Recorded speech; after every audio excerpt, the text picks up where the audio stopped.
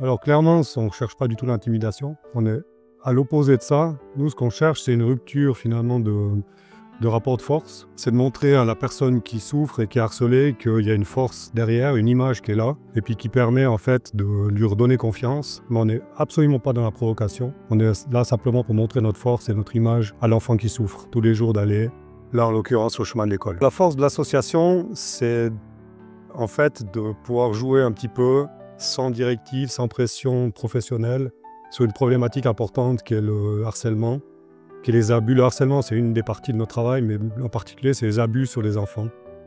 Voilà, notre particularité, c'est qu'on a un peu de liberté d'action, tout en respectant la loi.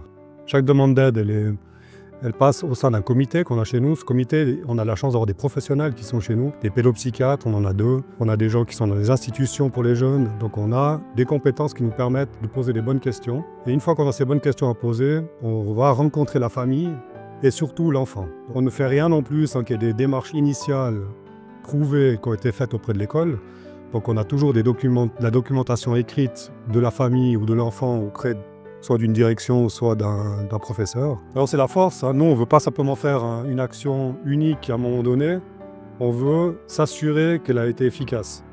Donc pour chaque action qu'on mène, on nomme 2 parrains, des motards qu'on a chez nous dans notre association, on est 70, donc on a un petit peu de réserve pour nommer 2 parrains qui sont proches de la famille ou de l'enfant géographiquement.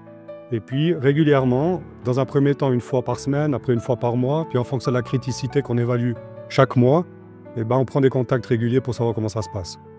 Alors si ça ne se règle pas du premier coup, ça arrive que voilà, les jeunes d'aujourd'hui ont d'autres arguments que nous à l'époque, hein, le respect il a peut-être un petit peu changé. Si ça ne se passe pas bien la première fois, on revient une 2e fois, etc. On adapte, comme aujourd'hui, on était vers une enfant qui était petite, 11 ans, 10, 11 ans, donc on n'a pas été à 20 devant l'école, on s'est mis en petit comité devant l'école.